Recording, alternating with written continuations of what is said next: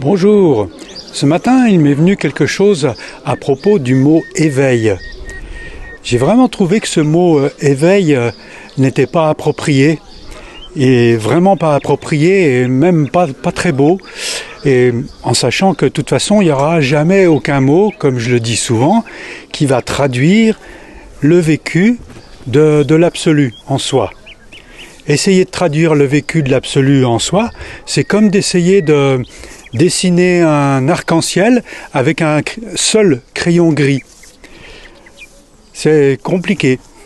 Alors, ce mot éveil semble laisser supposer qu'il se passe quelque chose dans la personne, à l'intérieur de la personne, il se passe un éveil, comme on connaît le réveil le matin lorsqu'on a fini sa nuit et que le réveil advient. Quand je parle d'un réveil naturel, eh bien, l'éveil, ça va pas être vraiment ça. Ça va être plutôt quelque chose qui disparaît. Ça va être plutôt l'absence d'un voile, l'absence d'une identification qui fait que la révélation de sa propre nature apparaît.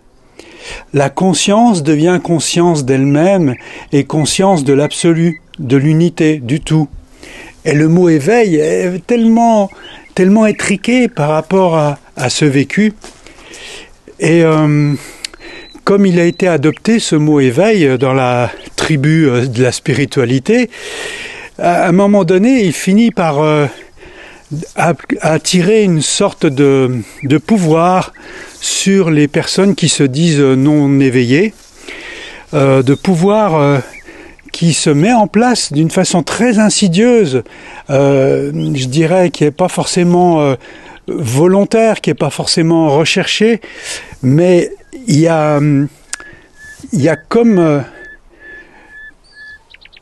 une idée de vouloir, qui est bien sincère, d'ailleurs très souvent chez les enseignants spirituels, une idée de vouloir donner quelque chose pour que les gens puissent accéder à une expérience nouvelle. Et le problème, c'est que ça se transforme souvent en conseil, et de conseil, ça devient un dogme. Et tous les maîtres que j'ai pu, les enseignants spirituels que j'ai pu suivre jusqu'à aujourd'hui, ont cette tendance à enrober de conseils et de suggestions à suivre pour parvenir à quoi? À quelque chose qu'on appelle l'éveil. D'ailleurs, au sujet de ce mot éveil, je relisais, il n'y a pas plus longtemps qu'hier, une note que j'avais prise lorsque j'étais en échange, en conversation avec Marianne Dubois. Marianne Dubois que je vous conseille d'aller voir. Et Marianne Dubois, elle disait au sujet du mot éveil, je lis, « Éveil est un mot suspect qui attire la prétention et le pouvoir ». Alors, est-ce que c'est juste cette remarque de Marianne Dubois? Je pose cette question parce que, en fait, l'invitation là à cette vidéo, c'est de devenir votre propre autorité, de ne pas croire sur parole ce que vous entendez, parce que tomber dans la croyance, c'est tomber dans la dépendance, c'est tomber dans le manque d'autonomie, c'est tomber dans la révérence à quelqu'un qui dit savoir. Certainement qu'il sait, c'est pas qu'il sait, c'est qu'il connaît ce dont il parle, mais il y a une révérence qui s'installe lorsque l'enseignant a dit une parole. Même lorsque Marianne Dubois dit l'éveil est un mot suspect, oui, c'est ce que j'ai commencé à développer, c'est que de toute façon aucun mot ne pourra traduire le vécu. Alors bien, soit, mais après elle dit ça attire la prétention et le pouvoir. Et la prétention, ça peut être ce qui se passe et que moi-même j'ai vécu. D'ailleurs, il y a un moment donné, j'étais dans cette prétention qui amène une posture. Vous voyez, la posture de celui qui sait. Et les autres ne savent pas parce qu'ils n'ont pas vécu. Et alors, c'est pas parce qu'ils disent qu'ils n'ont pas vécu que ce n'est pas présent en eux. En fait, c'est présent en eux. Il y a juste une focalisation de la conscience qui ne s'est pas faite au bon endroit. Alors, dans cette posture de celui qui sait, il y a cette tendance à vouloir conseiller, à vouloir dire quel est le bon chemin à prendre, alors que c'est complètement impossible. Le chemin, c'est vous, c'est votre vie.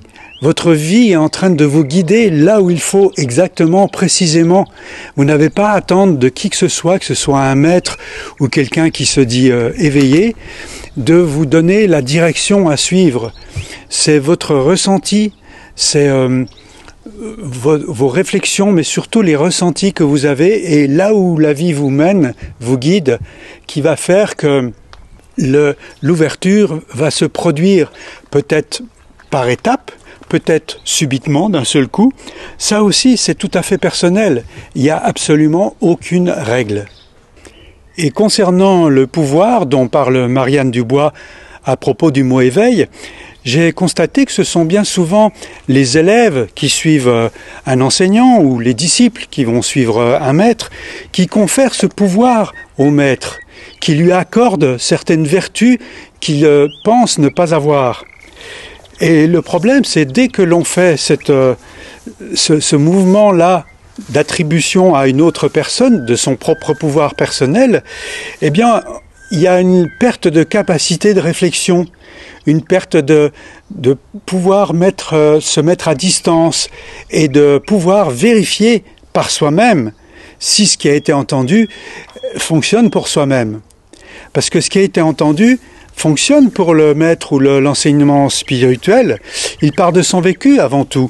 Mais est-ce que ça fonctionne pour moi ? C'est vraiment la question à se poser et qui fait qu'on ramène le pouvoir à soi. Alors, comment terminer cette balade autour du mot de l'éveil, ce pauvre mot, comme il y en a bien beaucoup d'autres d'ailleurs, comme celui de illumination, qui pour moi n'a aucun sens, alors que pour Marianne Dubois, l'illumination est un vécu qui lui est apparu. Pour elle, le mot illumination était une connaissance, un vécu. Le mot éveil, pour d'autres, est aussi une connaissance, un vécu. Alors voilà, ce qu'il faut savoir, c'est que les mots, quels qu'ils soient, sont des métaphores, ce sont des concepts, et que s'y attacher peut être quelque chose qui va devenir enfermant. Bon, alors comment conclure sur tout ça ? Je crois que le mieux c'est de ne pas conclure, de laisser les choses ouvertes. Alors je vous dis à bientôt et vous pouvez aussi me dire ce que vous en pensez.